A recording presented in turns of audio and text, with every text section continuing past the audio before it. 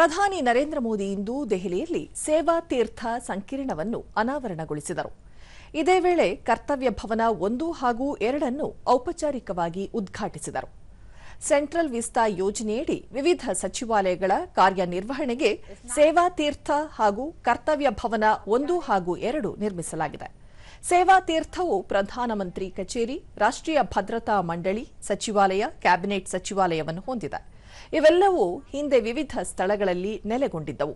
ಸೇವಾ ತೀರ್ಥದಲ್ಲಿರುವ ಪ್ರಧಾನಮಂತ್ರಿಗಳ ನೂತನ ಕಚೇರಿಯಲ್ಲಿ ಪ್ರಧಾನಿ ಸಚಿವಾಲಯ, ಸಭಾಂಗಣ, ರಾಷ್ಟ್ರೀಯ ಭದ್ರತಾ ಮಂಡಳಿ ಸಚಿವಾಲಯ, ರಾಷ್ಟ್ರೀಯ ಭದ್ರತಾ ಸಲಹೆಗಾರರ ಕಚೇರಿ, ಸಂಪುಟ ಸಚಿವಾಲಯ ಇರಲಿವೆ. ಅತ್ಯಾಧುನಿಕ ತಂತ್ರಜ್ಞಾನದೊಂದಿಗೆ ಆಧುನಿಕ ಕಾರ್ಯಶೈಲಿಗೆ ಪೂರಕವಾಗಿ ಕಟ್ಟಡ ನಿರ್ಮಾಣ ಮಾಡಲಾಗಿದೆ. ಸೇವಾ ತೀರ್ಥದಲ್ಲಿ ಅಂತಾರಾಷ್ಟ್ರೀಯ ನಿಯೋಗ, ಉನ್ನತ ಮಟ್ಟದ ಚರ್ಚೆ ಆಯೋಜಿಸಲು ಸಮ್ಮೇಳನ ಸಭಾಂಗಣ, ಇಂಡಿಯಾ ಹೌಸ್ ಸಹ ಇದೆ. ಕರ್ತವ್ಯ ಭವನ 1 ಹಾಗೂ ಕರ್ತವ್ಯ ಭವನ 2ರಲ್ಲಿ ಹಣಕಾಸು ಸಚಿವಾಲಯ, ರಕ್ಷಣಾ ಸಚಿವಾಲಯ, ಆರೋಗ್ಯ ಮತ್ತು ಕುಟುಂಬ ಕಲ್ಯಾಣ, ಕಾರ್ಪೊರೇಟ್ ವ್ಯವಹಾರಗಳ ಸಚಿವಾಲಯ, ಶಿಕ್ಷಣ, ಸಂಸ್ಕೃತಿ, ಕಾನೂನು ಮತ್ತು ನ್ಯಾಯ, ಮಾಹಿತಿ ಮತ್ತು ಪ್ರಸಾರ, ಕೃಷಿ ಮತ್ತು ರೈತರ ಕಲ್ಯಾಣ ಸೇರಿದಂತೆ ಹಲವಾರು ಸಚಿವಾಲಯಗಳು ಕಾರ್ಯನಿರ್ವಹಿಸಲಿವೆ.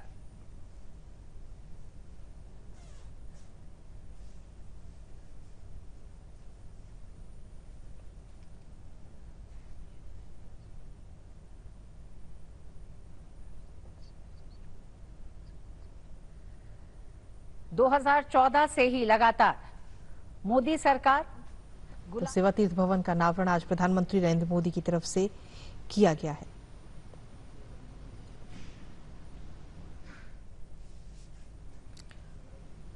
ಬಳಿಕ ಪ್ರಧಾನಿ ನರೇಂದ್ರ ಮೋದಿ ಮಹಿಳೆಯರು, ಯುವಕರು ಮತ್ತು ದುರ್ಬಲ ನಾಗರಿಕರಿಗೆ ಪ್ರಮುಖ ನಿರ್ಧಾರಗಳಿಗೆ ಸಂಬಂಧಿಸಿದ ಪ್ರಮುಖ ದಾಖಲೆಗಳಿಗೆ ಸಹಿ ಹಾಕಿದರು.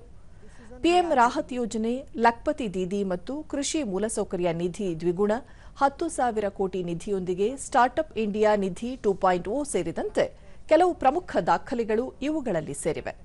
ಪಿಎಂ ರಾಹತ್ ಯೋಜನೆಯಡಿ ಅಪಘಾತಕ್ಕೊಳಗಾದವರಿಗೆ 1.5 ಲಕ್ಷ ರೂಪಾಯಿಗಳವರೆಗೆ ನಗದು ರಹಿತ ಚಿಕಿತ್ಸೆ ದೊರೆಯಲಿದ್ದು, ತಕ್ಷಣದ ವೈದ್ಯಕೀಯ ಸಹಾಯದ ಕೊರತೆಯಿಂದಾಗಿ ಯಾವುದೇ ಜೀವ ನಷ್ಟವಾಗುವುದಿಲ್ಲ ಎಂದು ಖಚಿತಪಡಿಸುತ್ತದೆ. ಲಖ್ಪತಿ ದೀದಿ ಯೋಜನೆಯಡಿ ನಿಗದಿತ ಅವಧಿಯ 1 ವರ್ಷಕ್ಕಿಂತ ಮುಂಚಿತವಾಗಿ 3 ಕೋಟಿ ಮೈಲಿಗಲ್ಲನ್ನು ದಾಟಲಾಗಿದೆ. ಮಾರ್ಚ್ 2029ರ ವೇಳೆಗೆ 6 ಕೋಟಿ ಲಖ್ಪತಿ ದೀದಿಗಳ ಹೊಸ ಮಹತ್ವಾಕಾಂಕ್ಷೆಯ ಗುರಿಯನ್ನು ಹೊಂದಲಾಗಿದೆ. ಕೃಷಿ ಮೂಲಸೌಕರ್ಯ ನಿಧಿಯು ಭಾರತದ ಸಂಪೂರ್ಣ ಕೃಷಿ ಮೌಲ್ಯ ಸರಪಳಿಯನ್ನು ಬಲಪಡಿಸುವ ಗುರಿಯನ್ನು ಹೊಂದಿದೆ. ಈ ನಿಧಿಯ ವಿನಿಯೋಗವನ್ನು 1 ಲಕ್ಷ ಕೋಟಿ ರೂಪಾಯಿಯಿಂದ 2 ಲಕ್ಷ ಕೋಟಿ ರೂಪಾಯಿಗೆ ದ್ವಿಗುಣಗೊಳಿಸಲು ಪ್ರಧಾನಿಯವರು ಅನುಮೋದನೆ ನೀಡಿದ್ದಾರೆ.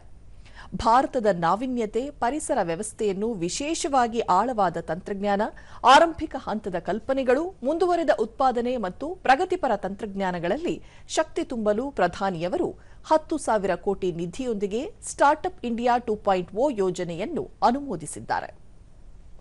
ಇಂದು ಸಂಜೆ ಸೇವಾ ತೀರ್ಥದಲ್ಲಿ ಸಾರ್ವಜನಿಕ ಕಾರ್ಯಕ್ರಮವನ್ನು ಉದ್ದೇಶಿಸಿ ಪ್ರಧಾನಿ ಮಾತನಾಡಲಿದ್ದಾರೆ.